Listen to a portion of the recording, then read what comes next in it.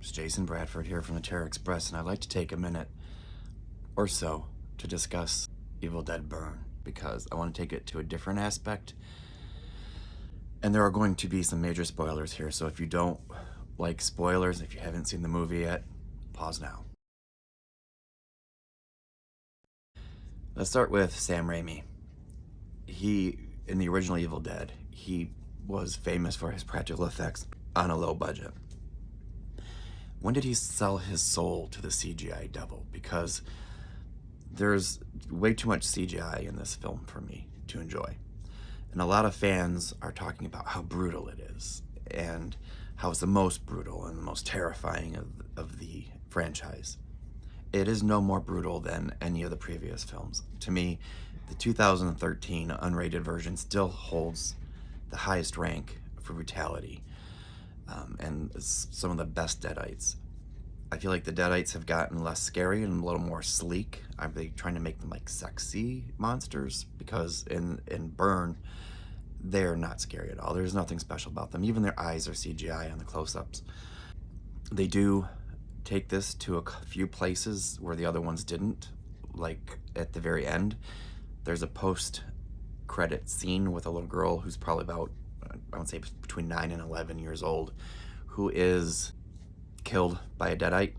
She is has her throat viciously removed. So I do want to let you know that that does happen. There's also a dog in the film who is also brutalized and murdered.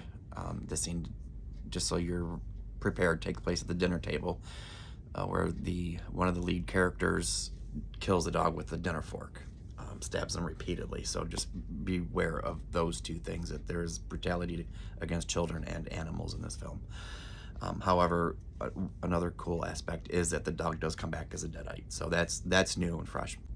Let's talk about what I didn't like about this film, that I'm not understanding isn't an issue with older fans. Since when do the Deadites get to control the elements? In the opening scene, there's two characters, two men on the lake, and one of the men is pulled into the water, and then the entire lake just starts to boil, and he's pretty much cooked alive. When have the Deadites ever been able to control the elements? And when have they ever displayed telekinetic powers? One of the other gentlemen is viciously attacked by fishing wire and hooks, and then dragged into the water, where he is cut in half. Okay, yeah, it's vicious. The situations are very Evil Dead-esque, but it doesn't work. And then Jessica, the Deadite from the end of Rise, or the beginning of Rise as well, is back in this one, and she is decapitated, and her head does talk, which was established in the original with Linda in the original. So, okay, the head talks. It's been established. Fine. Now it's a decapitated Deadite saying the words and bringing forth all this havoc, and that doesn't work for me either. She burns this guy alive in the car at the beginning of the movie, which sets all this stuff into motion, and so he's burnt. One of the 3 ways to stop a Deadite is to burn them, so he should be done with, bodily dismemberment, or to bury them. How are they going to burn this guy and expect him to come back? It's going against everything the Legacy has built over the last 5 films, so that didn't work for me either. I did not like that they did that. But they finally brought back the Kandarian dagger, which we haven't seen since Dead by Dawn. That was really cool, and they mentioned that there was going to be something that could destroy the demons, and that they wanted them back. I watched this movie with my daughter. I just leaned over and I said, "That's a Kandarian dagger, I'll bet." And it was. So that was exciting. And then they have to find out where the Kandarian dagger is, and they finally find a whole bag full of daggers. And they show what we have been in love with as far as that specific item since the 80s, laying there. And it's not the correct Kandarian dagger. What is a very wooden, small Swiss Army knife style knife that is maybe this big. So, excuse me, but size matters in some instances. It's not how you use it, it's the size that matters when it comes to these daggers. So that was a letdown. The family dynamic was not great. The ensemble cast as a whole didn't have any likability. It was very lackluster writing, the situation, the setting, none of that had a great vibe. No, individually the actors were great, but together they just didn't have the chemistry that we should have had. The writing was flat, the storyline was flat, it felt rushed, it felt like a money grab. So at the very end, there's one scene during the credits of the grandmother getting her legs back, which was, you can decide on that. The post-credit scene, the very end, if you stayed until the very end, you know that Ellie comes back. So this touches back onto the changing the lore that we have been building since the 1980s. So we have like 40 years of rules that were just disregarded and changed because, as we know, Ellie was put through a wood chipper, so there's complete bodily dismemberment there. She went through this with her children, and she's now in an urn. So now there's the fire to stop this deadite. So now it starts with this little girl looking in the mirror, and we see Ellie, and she comes back into reality, and she says, "Mother's back," or "Mommy's home," or something very cheesy like that. And then she attacks the child, who does not survive, and the movie ends. So now every deadite that was burned or dismembered is no longer gone.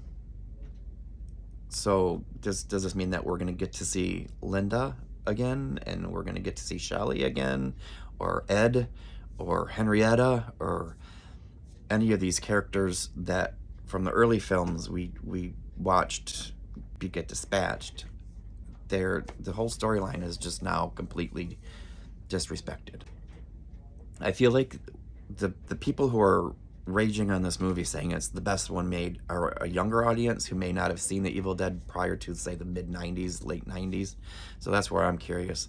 How old were you when you first saw this Evil Dead franchise? What was the first movie you saw? That might affect us. I feel like us older fans who saw this in our childhood for the very first time with the original Evil Dead and grew with it are a little more critical toward these later installments. I was a little disappointed in Evil Dead Rise. I've come to appreciate it, but this Evil Dead Burn, I don't think I'm going to come to appreciate that. I'm placing it 5th out of the 6 movies in the franchise. I'm not going to say which one is the last, but it was too much slapstick for me. They did try and keep it a little bit on the darker side, so for that I give them a little bit of credit. But let me talk again about the controlling of the elements and the fishing wire. Yes, in the Evil Dead Rise, there's the elevator scene where these cables are coming alive, and they're attacking Ellie in the form of the trees from the original films, which it's been established that the spirits were in the trees, right? So that gave license to the trees to be able to move. And in the elevator scene, there's a feeling that the spirit is in there and it's attacking her physically, just as an invisible force. So it's ripping her earring out, and then it's attacking her with the elevator cables, and in a sense that you get the feeling of the trees from the original films and even from the 2013.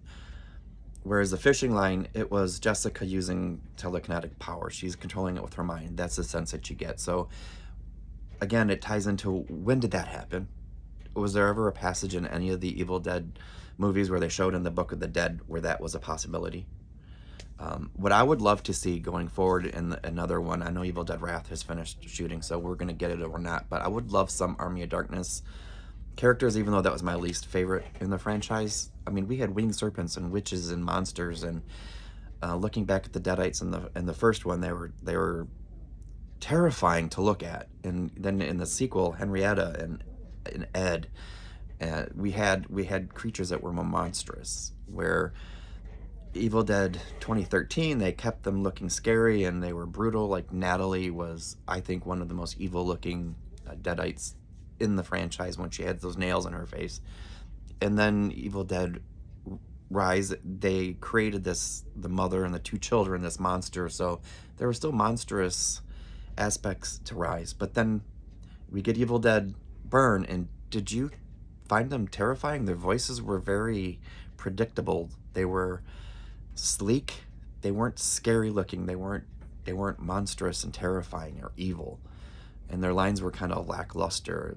There was nothing evil about this. It was, like I said, it felt like a cash grab. And then the creature at the very end, this guy who burned in the car at the beginning, he comes back, and there's this CGI monstrosity that looked like it was from the mid-90s. Come on. We've been following this franchise for 40 years. Do better. Give us something that we can eat up and really applaud. So if you really loved Evil Dead Burn and you're saying it's among the best made, I bet my theory can trap into this, where you were probably born in the 90s and you saw these films for the first time in the mid to late 90s. Or even if you are older like me, I'm in my 50s. You may not have seen these films when they first came out and maybe just started watching them. So that's what I'm interested in knowing. That's what I'm curious to find out about my theory of demographical approval of this film. How old were you when you first started watching the franchise? What was the first movie you saw? Did you go backwards after seeing the new ones? So maybe that's why you like this one better. So that's what I'm curious to know. How old were you when you first saw your first Evil Dead film, and which installment was it? Let's talk about that.